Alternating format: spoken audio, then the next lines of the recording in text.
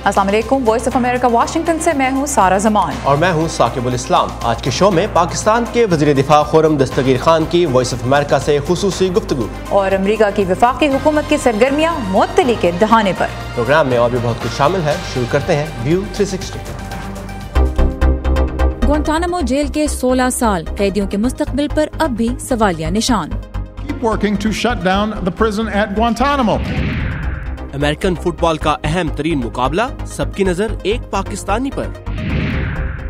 और एंटरटेनमेंट की दुनिया से कुछ दिलचस्प खबरें हॉलीवुड हाइलाइट्स में। पाकिस्तान के वज़ीर दिफा खुर्रम दस्तगीर ने अमेरिका और पाकिस्तान के दरमियान सूरत हाल को एक कोल्ड पीस यानी एक ऐसा अमन जिसमें सर्द महरी भी है करार दिया है। वॉइस ऑफ अमेरिका की आयशा तंजीम से खुसूसी गुफ्तगू में वज़ीर दिफा का कहना था कि अमेरिका से बातचीत का सिलसिला जारी रखने में पाकिस्तान को एतराज़ नहीं, लेकिन अमेरिका पाक अफगान ताल्लुकात की राह में एक रुकावट भी बन रहा है। जी, अमेरिका के पाकिस्तान अमेरिका के ताल्लुकात जो हैं वो अगर मैं अंग्रेज़ी ज़बान इस्तेमाल कर सकूँ, इस वक्त एक कोल्ड पीस है। लेकिन चूँकि एम्बेसडर वेल्स ने एक सफारती आदाब को मलहूज़ ख़ातिर रखते हुए गुफ्तगू शुरू की है, तो हमने भी गुफ्तगू शुरू की। गुफ्तगू के लिए हम हमेशा तैयार हैं। पाकिस्तान अमेरिका का एक मुश्तरका मफाद है कि एक मुस्तहकम और जमहूरी अफ़गानिस्तान जो है वो मौजूद हो हमारे मगरबी सरहद के पार, जिससे फिर तजारत हो सके दोनों ममालिक के साथ, जिनके सदियों के ऊपर मुहीत, हज़ारों सालों के ऊपर मुहीत सकाफ़ती रिश्ते हैं, तजारती रिश्ते हैं, लेकिन वो किसी कानून के दायरा कार में रहकर उनको दोबारा चालू किया जा सके। लेकिन उस तक पहुंचने के लिए इस वक्त जो है वो अमेरिका बजाय उसमें मावनत करने के इस वक्त एक रुकावट बना हुआ नजर आ रहा है।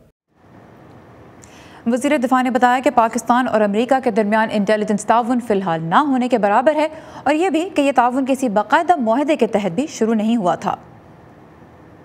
हमें ये याद रखना है कि यह ताउन किसी तहरीरी मुआहदे की बुनियाद पर शुरू नहीं किया गया था।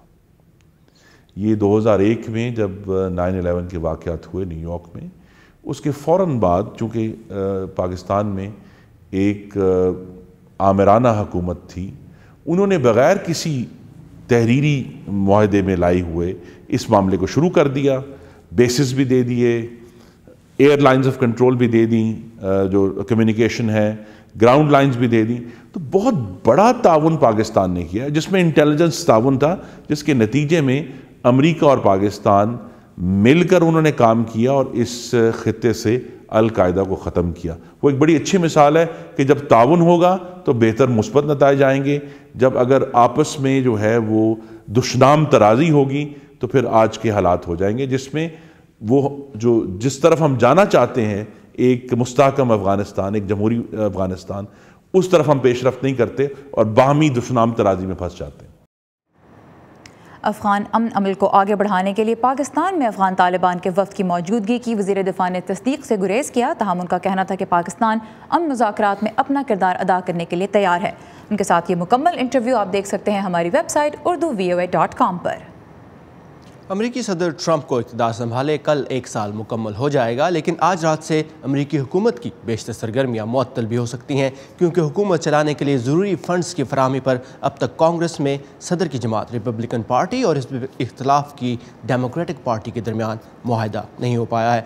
अमान अजहर इस वक्त कैपिटल हिल से हमारे साथ हैं। अमान, सदर ट्रंप खुद को एक बाकमाल डील मेकर कहते हैं, क्या वजह है कि हुकूमत शट डाउन के दहाने पर खड़ी है? जी, बात वाकई डील मेकिंग ही की है, लेकिन इसका एक इंतज़ामी पहलू है और दूसरा सियासी पहलू है। जिस तरह आपने कहा, आज रात के बाद से हुकूमती सरगर्मियाँ जारी रखने के लिए एक अखराजात का आर्जी बिल मंजूर होना ज़रूरी है दोनों ऐवानों से, जिसे कल ऐवान नुमाइंदगान से तो यहाँ अमेरिका में पास करा लिया गया वाशिंगटन में, लेकिन आज उसको सेनेट में टेकअप किया जाएगा। तो अब जो लॉ मेकर्स हैं उनके पास 2 ऑप्शंस हैं। एक तो ये कि आज वो अग्री कर लें अगले 1 महीने के लिए जो अखराजात हैं उनका बिल, या फिर हुकूमत की सरगर्मियाँ आज रात के बाद से मुअत्तल हो जाने दें और फिर फंडिंग पर एग्री करें। उसके अलावा इसका दूसरा पहलू जो है वो सियासी है। रिपब्लिकन्स चाहते हैं कि एक ही हल्ले में इसी बिल के तनाजुर में वो जो बॉर्डर वॉल है अमेरिका और मैक्सिको के दरमियान, उसकी भी फंडिंग पर एग्री करें और उसके अलावा जो इमिग्रेशन कानून में इस्लाहात हैं, वाइडर इस्लाहात, उसके ऊपर भी निगोशिएट करें। जबकि डेमोक्रेट्स की पोजीशन ये है कि जो डाका या ड्रीमर्स को जो तहफ़्फ़ुज़ देता है कानून, जो वो कम उम्री में बच्चे अमेरिका गैर कानूनी तरीके से लाए गए, उनको तहफ़्फ़ुज़ मिले। तो मामला यहाँ खड़े हैं और इसी का हमने एक अहाता इस रिपोर्ट में भी किया है, जिसको आइए देखते हैं। इमिग्रेशन हकूक़ के लिए जद्दोजहद करने वाले सदर ट्रंप की पॉलिसियों पर बरहम ज़रूर है, लेकिन वो डेमोक्रेटिक मेंबरान से भी खुश नहीं, जो अखराजात के ऐसे बिलों पर रजामंदी जाहिर करते रहे जो गैर कानूनी तौर पर अमेरिका आए नौजवानों को तहफ़्फ़ुज़ देने में नाकाम रहे हैं। वक्त आ गया है कि जो वादे करके लोग हमारा वोट लेते हैं, इन वादों को निभाएं भी। हमारे पास सिर्फ तब ना आए जब हमारे वोट की जरूरत हो, बल्कि हमारी कम्युनिटी के लिए इस तरह जद्दोजहद भी करके दिखाएं जिसका दावा आप करते आए हैं। अब डेमोक्रेट्स का कहना है कि वो सरकारी अखराजात के मौजूदा बिल की तब तक मुखालिफत करेंगे जब तक इमिग्रेशन के निज़ाम में अहम इस्लाहात पर फैसला नहीं हो जाता। ऐसा करना सियासी एतबार से खतरनाक भी हो सकता है।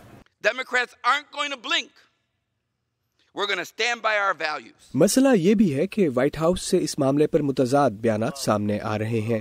पिछले हफ्ते सदर ट्रंप ने पहले इमिग्रेशन पर मुत्तफ़िका बिल की हमायत की और फिर इसे मुस्तरद कर दिया।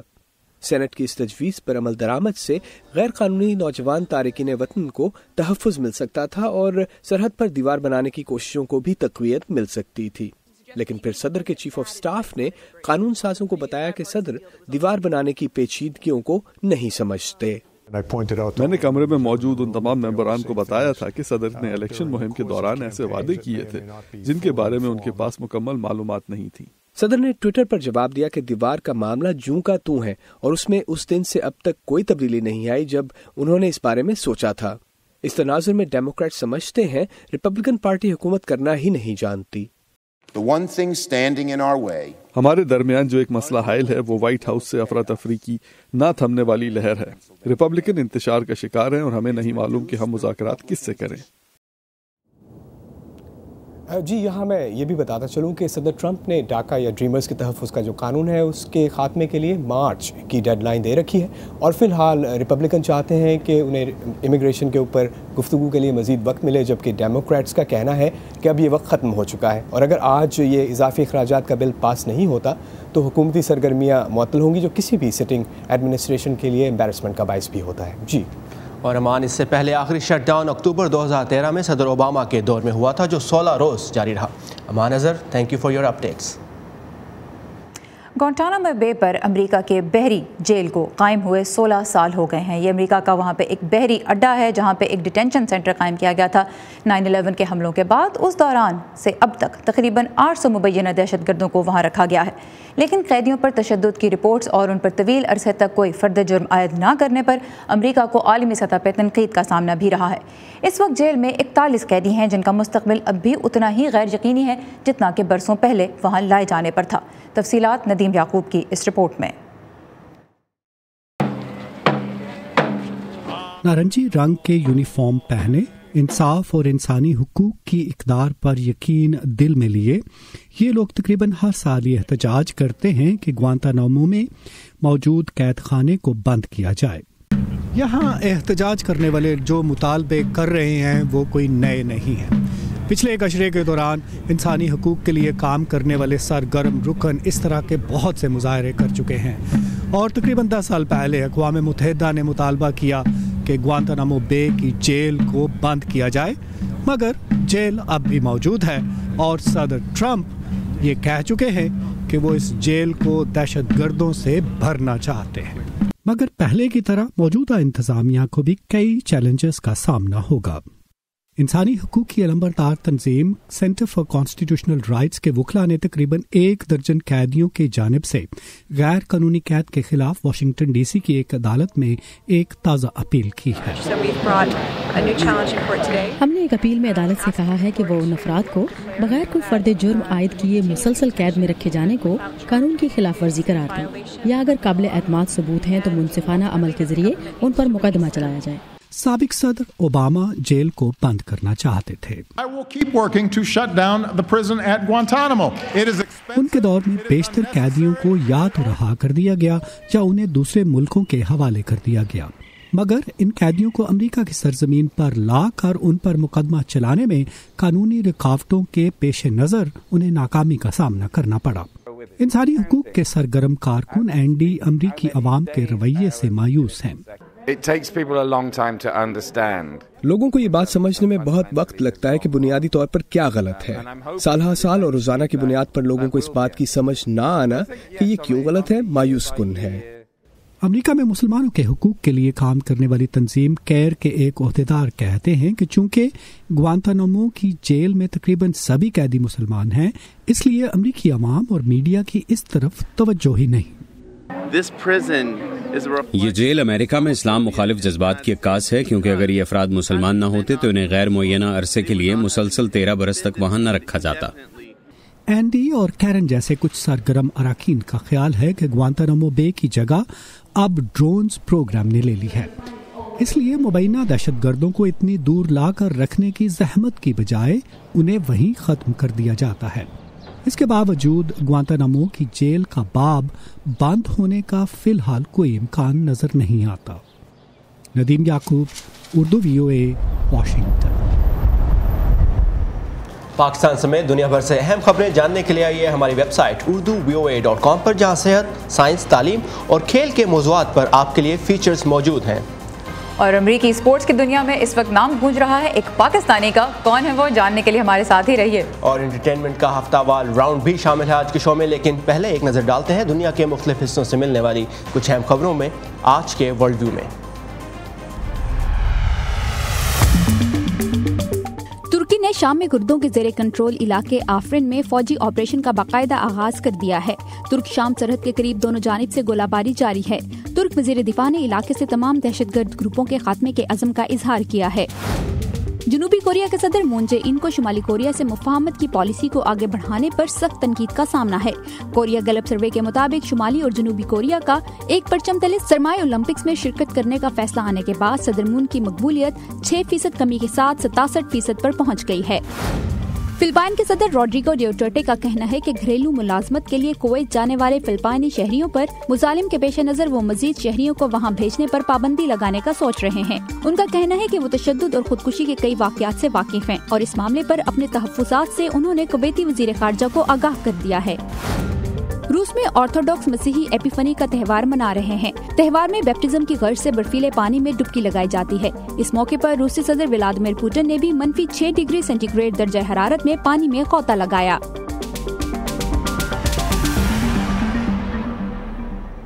पाकिस्तान दुनिया के उन 3 मुल्कों में से एक है जिन्हें अब भी पोलियो से पाक करार नहीं दिया जा सका। पाकिस्तान के अलावा सिर्फ अफगानिस्तान और नाइजीरिया इस लिस्ट में शामिल हैं और नाइजीरिया भी पोलियो फ्री करार दिए जाने के इंतहाई करीब है। कल कोयटा में पोलियो टीम पर हमले में एक मां और बेटी हलाक हो गई, जबकि पेशावर के एक इलाके में वालिदैन ने इसलिए बच्चों को कतरे पिलाने से इनकार कर रखा है कि टीमों के एहलकार उनके इलाके के नहीं। लेकिन ये कोई इनफरादी वाक़यात नहीं है। इस तरह के वाक़यात एक अरसे से पाकिस्तान में हो रहे हैं, जहाँ वालिदैन पोलियो के कतरे नहीं पिला रहे और पोलियो टीम्स पर हमले हो रहे हैं, जिनमें अब तक तकरीबन 100 अफराद हलाक हो चुके हैं।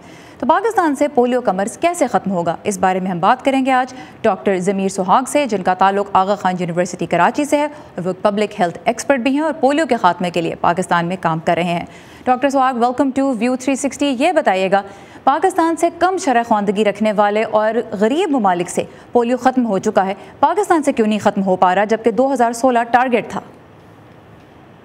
अस्सलाम वालेकुम, थैंक यू वेरी मच कि आपने मुझे अपॉर्चुनिटी दी कि मैं आपको बता सकूं। हमें देखें, आप ठीक कह रही हैं कि जी हमें दूसरे गरीब ममालिक ने भी पोलियो एरेडिकेट कर लिया हुआ है, लेकिन हमें उनसे थोड़ा सा डिफरेंट होकर देखना पड़ेगा आपको पाकिस्तान को, क्योंकि हम एक वॉर में, एक कॉन्फ्लिक्ट में, एक since long time, specially with the bordering countries, जहाँ से एक मिलिटेंसी चली आ रही है और वो लॉन्ग टर्म इश्यूज हैं, और इस वजह से हमारे पोलियो वर्कर्स, हमारे जो पोलियो की टीम्स थी, उन पे रिपीटेडली अटैक्स भी हुए हैं।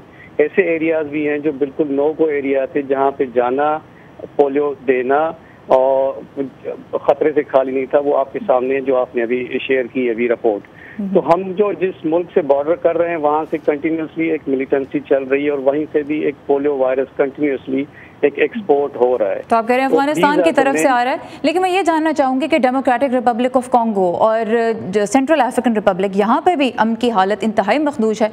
वहाँ पे तो खत्म हो गया, वहाँ पे भी तो ये इशू था।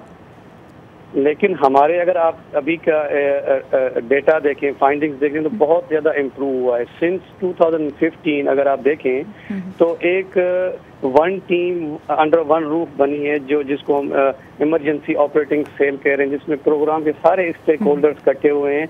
तब से एक पोलियो की जो वाइल्ड पोलियो केसेस हैं उसमें बड़ा ड्रामेटिक इम्प्रूवमेंट आया, बड़ा ड्रामेटिक चेंज आया है।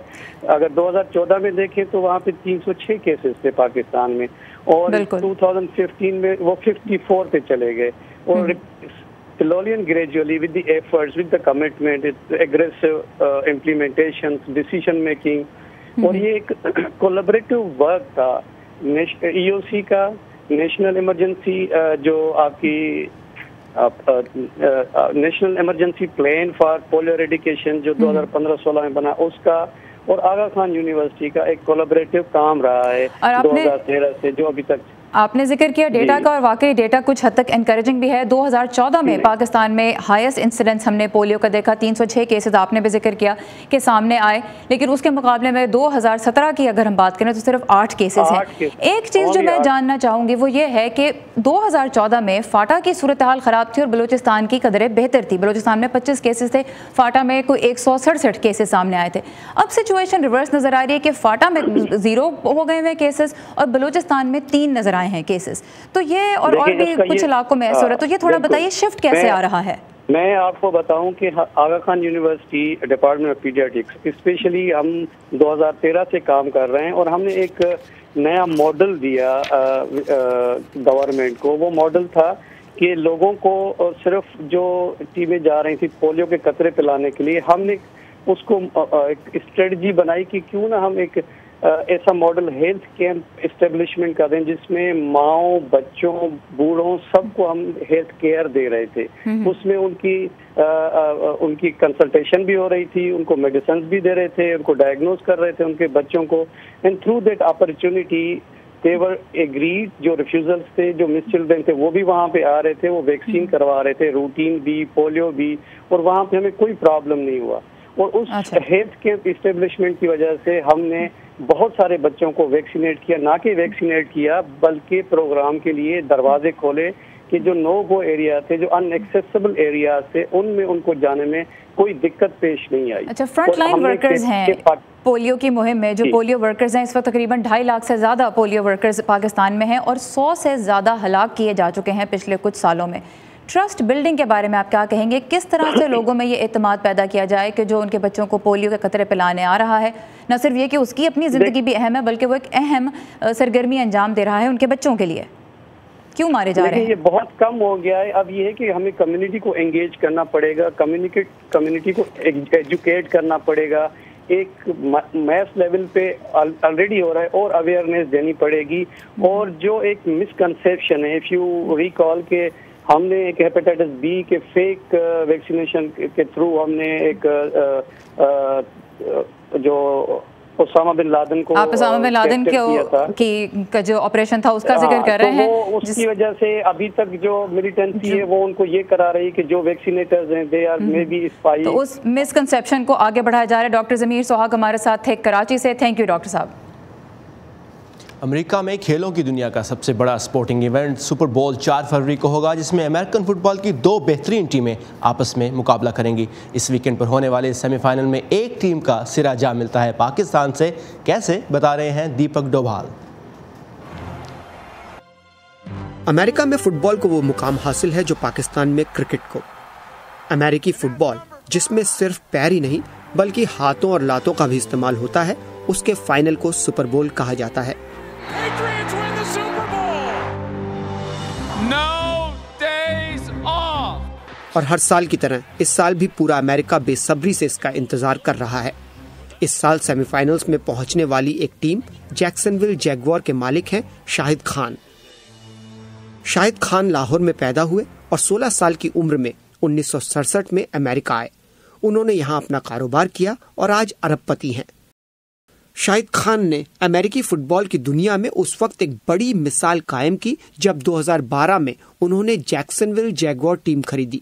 वो नस्ली अकलियत से ताल्लुक रखने वाले पहले शख्स थे जो किसी फुटबॉल टीम के मालिक बने। लेकिन कुछ महीने पहले वो उस वक्त तवज्जो का मरकज बने जब उन्होंने अमरीकी कौमी तराने के दौरान एहतजाज कर रही अपनी टीम के खिलाड़ियों का साथ दिया। अमेरिका में सियाफामों के साथ पुलिस के रवैये को लेकर कुछ समय से कई खिलाड़ी कौमी तराने के दौरान घुटने के बल बैठकर अपनी नाराजगी का इजहार कर रहे थे। पिछले साल सितंबर में जिस दिन शाहिद खान की टीम को खेलना था उससे 2 दिन पहले अमेरिकी सदर डोनाल्ड ट्रंप ने ऐसा करने वाले खिलाड़ियों की मजम्मत की और कहा कि टीम मालिकों को ऐसे खिलाड़ियों को निकाल देना चाहिए। लेकिन शाहिद खान ने अपनी टीम का साथ दिया, जबकि एक वक्त में वो डोनाल्ड ट्रंप के सपोर्टर रह चुके थे और उन्होंने डोनाल्ड ट्रंप को सदारती मुहिम के लिए $1 मिलियन भी दिए थे।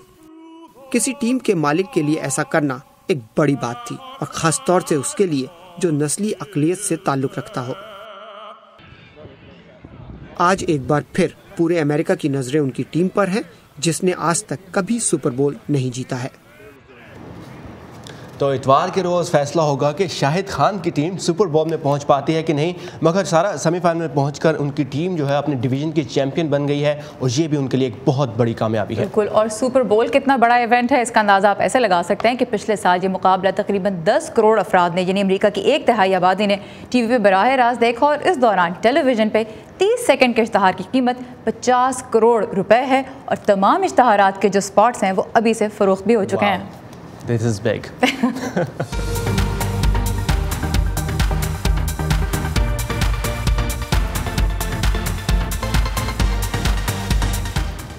हॉलीवुड की नई आने वाली film rainy day in New York के 3 अदाकारों ने फिल्म से मिलने वाला मुआवजा सेक्सुअल हरासमेंट से मुतासरा खवातीन की मदद के लिए वक्फ करने का फैसला किया है।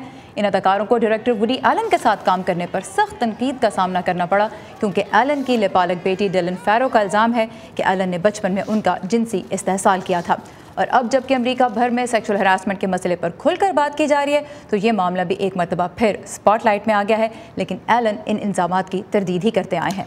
एंटरटेनमेंट की दुनिया में और क्या कुछ हो रहा है देखते हैं इस हफ्ते की हॉलीवुड हाइलाइट्स में। 20 दिसंबर को रिलीज हुई Jumanji welcome to the jungle की कामयाबी की सफर अभी भी जारी है। ड्वेन द रॉक जॉनसन की इस एक्शन एडवेंचर फिल्म ने Martin Luther king day weekend पर $3.5 करोड़ कमाए। तकरीबन 51 करोड़ की आमदनी के साथ ये फिल्म 2017 की 8वीं सबसे ज्यादा मुनाफा कमाने वाली फिल्म बन गई है। नई रिलीजेस में मेरिल स्ट्रीप टॉम हैंक्स की द पोस्ट कर रही है राज, अभी तक कमाई $2.5 करोड़ और तीसरे नंबर पर है लियाम नीसन की द कम्यूटर। किम कार्दाशियन और कान्ये वेस्ट की फैमिली इस हफ्ते कुछ और बड़ी हो गई। तीसरे बच्चे की पैदाइश पर इस सेलिब्रिटी कपल को बहुत बहुत मुबारक। सरोगेसी के जरिए हुई दूसरी बेटी जिसका ऐलान किया किम ने अपनी ऐप पर। फोटो तो शेयर नहीं की, लेकिन हमें यकीन है वो भी अपने बड़े भाई सेन और बड़ी बहन नॉर्थ की तरह क्यूट होगी। एक्ट्रेस एलन पॉम्पेओ के घर जैसे डॉलर की बारिश हो रही हो। जी हाँ, ग्रेज एनाटॉमी की ये डॉक्टर टीवी के ड्रामा सीरीज में सबसे ज्यादा कमाने वाली एक्ट्रेस बन गई हैं। पॉम्पेओ और एबीसी की नई डील के मुताबिक सालाना आमदनी हो गई है $2 करोड़, यानी तकरीबन $5,75,000 हर एक एपिसोड के लिए। बोनसेस और फीस तो अभी शामिल किए ही नहीं। Shuchi Jain, Urdu VOA। Alan Pompeo से कुछ टिप्स हासिल करना चाहिए तनख्वाह बढ़ाने के लिए। ये था आज का व्यू 360। फीडबैक के लिए आइए हमारे पेज पे facebook.com/VOA Urdu। साकिब इस्लाम और सारा ज़मान को इजाज़त दीजिए। Have a great weekend. Thank you.